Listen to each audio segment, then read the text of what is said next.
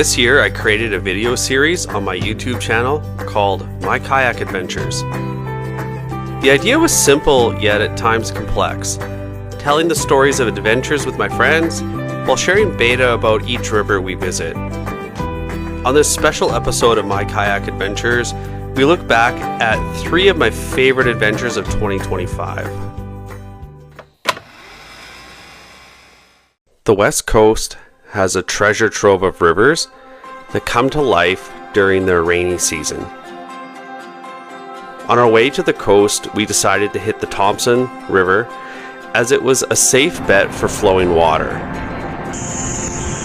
The rainy season just so happens to fall on our winter months. There's lots involved when planning a paddling trip to the coast. Keeping a flexible schedule is key to avoiding horrible road conditions and necessary for following the weather systems around the coast and on the island, optimizing your chances for water.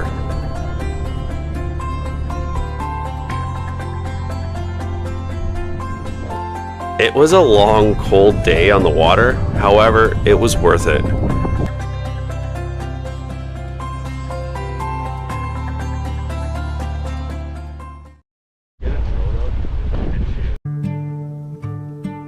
Arriving on Vancouver Island, we rode the coattails of an atmospheric river which dumped a total of 194 millimeters of rain in the month of December.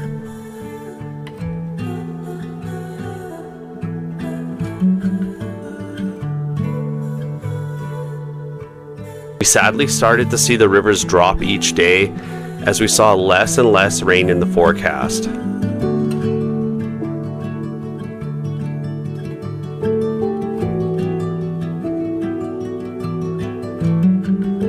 We managed to take advantage of the Cowichan, and I caught the Upper Gordon just before it dropped out.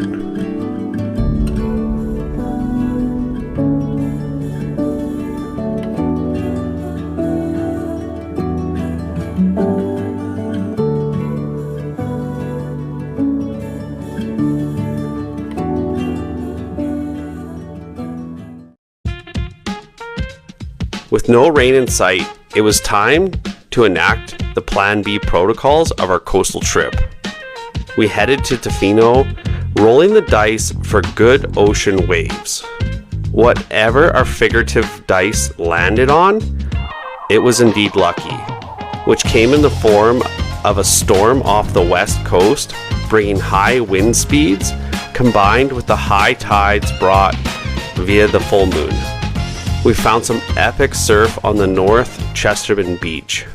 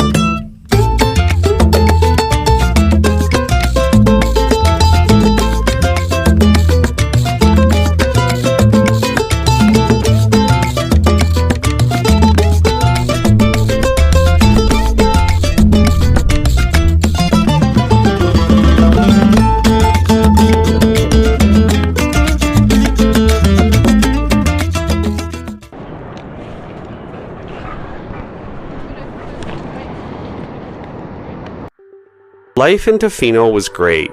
Our days were filled with surf in the morning, coming back to change into warm clothes, drying off our gear, walking down to the wharf for a late lunch, then chilling by the fireplace for the evening. Coming here was easily the highlight of our trip and a core memory I'll keep for as long as I can.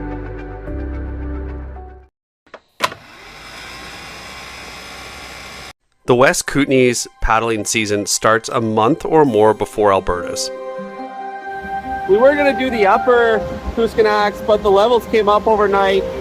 And as the day goes on, there's more melt. The river's going to come up higher.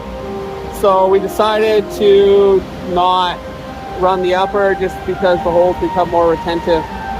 So here we go.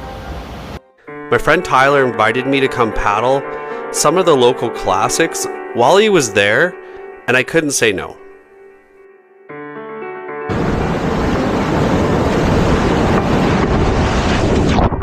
The lower Kootenay was the first river we ran, and it was by far the most continuous Class 4 I have ever ran.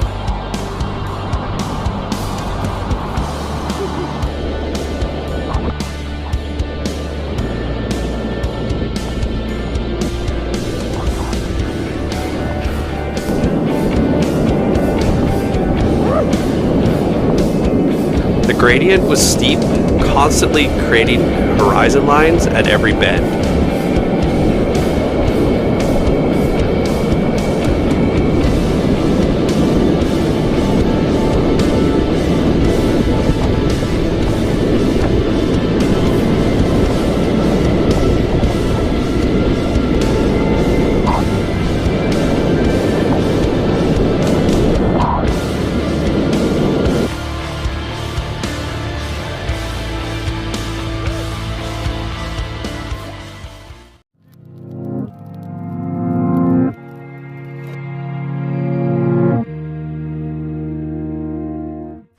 We ran into the AQ ambassador Sven at the takeout of the Wilson.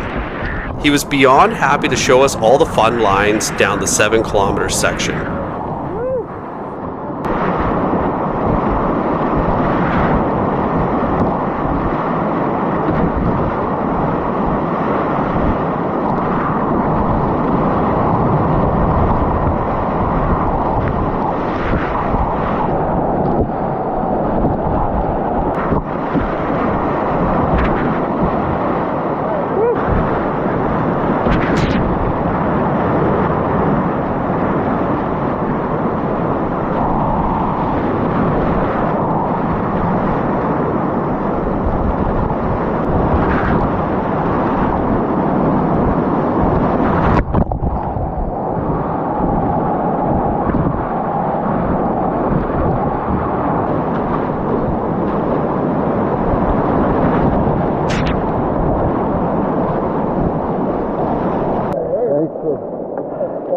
That was awesome. Man.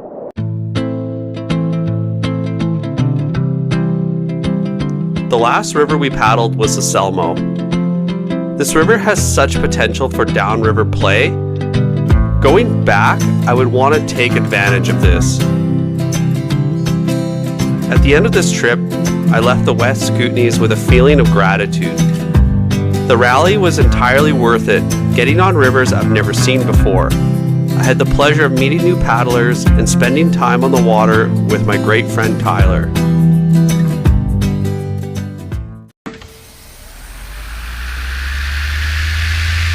I missed the Clearwater and the festival last year, as I was gone for 18 days on the Grand Canyon.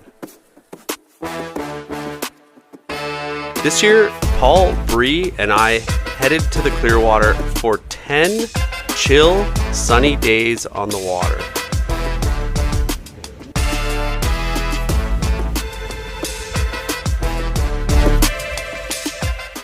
The Clearwater is extraordinary. The sections between the kettle down to the hole in the wall, the play run, and the upper, there's a large variety of whitewater to experience, making it easily one of my favorite runs. The colors of the water change with the river's gradient, appearing turquoise at times, deep blue, and green. The clarity of the water magnifies the river bottom, making the river appear shallow where it is actually pretty deep.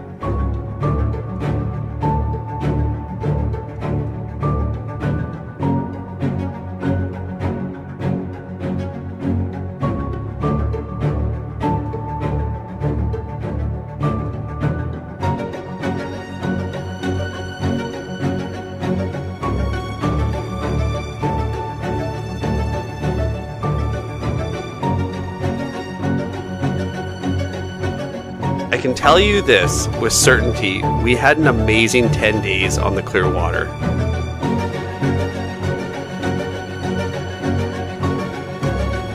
Getting to share a paddling vacation with my two best friends was exactly what I needed this summer. I am eternally thankful for this time.